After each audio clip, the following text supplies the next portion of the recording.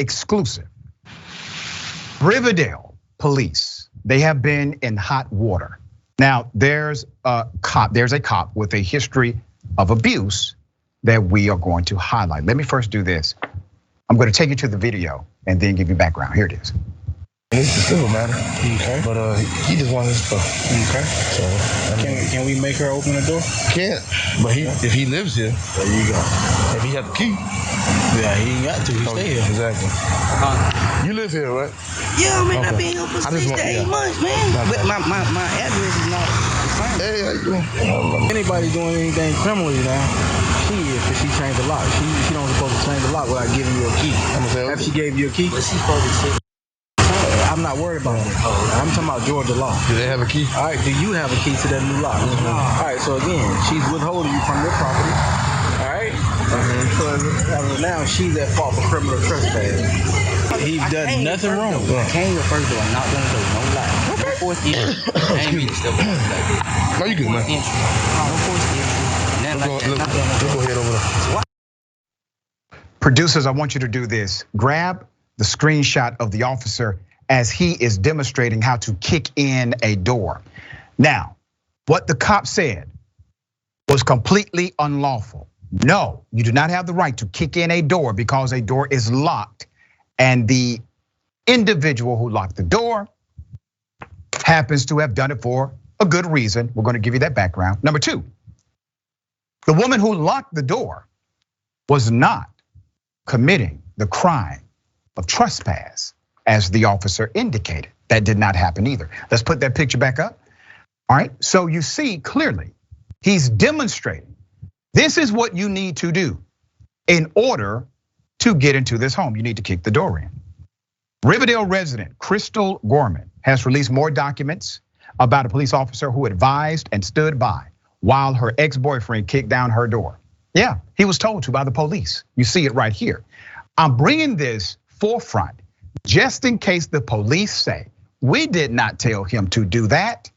I have the video and I have the screenshot. Exactly what you told him to do, okay? In the video, the officer, whose name is Quintario Williams, demonstrates how to kick in Miss Gorman's door. Then the ex-boyfriend goes and does what? He kicks down the door in front of the cops. He was told to do it.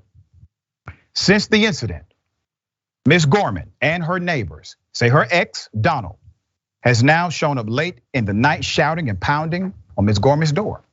Gorman said Donald just wanted to see the man in her apartment. She asked her neighbor's son, Antoine, to come downstairs and protect her. Gorman's upstairs neighbors, Detra, told Indisputable the ex-boyfriend has shown up several times, harassing Gorman, and he is a threat. The quote goes, I would hate for anything to happen to her. I've heard him shouting.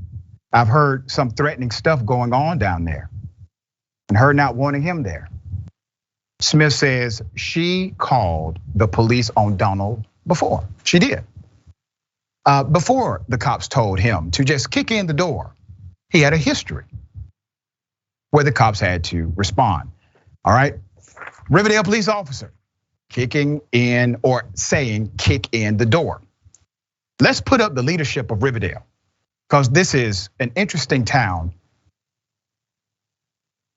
When Crystal went to the chief, whom you see, white male, white shirt. His name is Todd Spivey. Crystal went to the chief, was dismissed. The mayor, her name is Evelyn Dixon. Riverdale city manager, E. Scott Wood. She says, I tried. All of them wanted her to keep quiet. Outside a recent city council meeting, Spivey, the chief, pleaded with Crystal to drop this case against the town, explaining they are short-staffed as it is. Somehow that's her fault, according to the chief. The Riverdale police narrative even left out the fact Officer Williams advised the ex-boyfriend how to kick down Miss Gorman's door. Oh, and I got more. Let's put up the complaint, okay? Let me tell you what you're looking at. In Miss Gorman's complaint, okay, to Chief Spivey, Gorman says the police dismissed her I was hiding in the closet while this was taking place, texting my neighbors to call my family. I am extremely disappointed, disgusted, and discouraged with the Riverdale Police Department, as they are being extremely dismissive of my complaint. Ms. Gorman has retained an attorney since our broadcast aired in October. That is counsel Lakeisha Fair. You see, Ms. Fair doesn't play the radio. Now, Indisputable has received the cop in the dispute, Officer Quintario Williams, internal affairs file.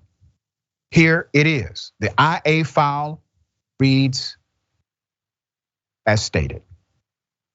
Officer Williams lied to the investigators that his aunt was in a bad car accident, but in fact, he used his patrol vehicle to visit a woman.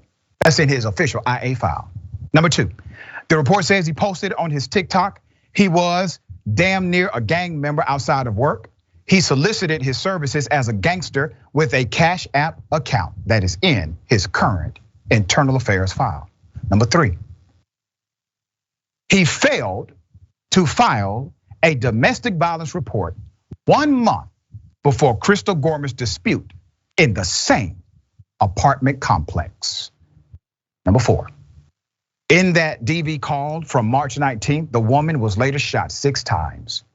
Her brother was also shot and the ex-boyfriend killed himself in front of his 2 victims. This was the same crime that Officer Williams decided not to report.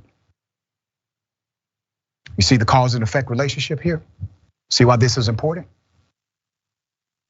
Given Spivey's, the chief's extreme history, okay, with another victim that he was connected to, he has refused to punish Williams. Why? The chief is dirty too. We highlighted his file that includes sleeping with a victim of a crime, getting her pregnant, trying to coerce her to have an abortion. All of that was part of the chief's file. Why in the hell are these people still cops? You know why? You know why they're still cops? Because they all are looking out for each other. It's a culture. He's dirty. He's dirty, that was dirty, the chief dirty, they all dirty. With this kind of background of job performance, you could not work in any credible institution in this country except the police. All right, Jackson, thoughts here? Yeah, I mean, this dude's like Alonzo Harris from Training Day, like from top to bottom. Like this is one of the, absolutely ridiculous. If anything, typically you would think that if you had to or just really felt like it was important that you get in the house, a cop would at least knock on the door, and if they didn't have a warrant, they'd be like, don't have a warrant. But kicking someone's door down is, it requires a certain level of like being pumped up and ready to do some more. You know what I'm saying? If I'm kicking somebody's door down, I'm ready to do something. So, these people are dangerous. And like you said, they're all looking out for each other. And this is one of the biggest issues with the level of unchallenged authority that law enforcement has in municipalities all over the country, is that it's a system that feeds on itself, whether it's toxic or positive. You know what I'm saying? That's how power works. Power is elevated from the plebeians in some type of a way. These people are on another level than regular citizens. And so it's a bunch of bad apples. What can you do about it? Obviously, it's a slow process, unfortunately, but this is ridiculous. And let me say this quickly to the mayor, the city manager, and council. I've heard the rhetoric about being short-staffed on cops. So you're basically stuck with what you have. Provide some leadership here. Create an MOU with the Clayton County Sheriff's Office temporarily until you can actually beef up your staff.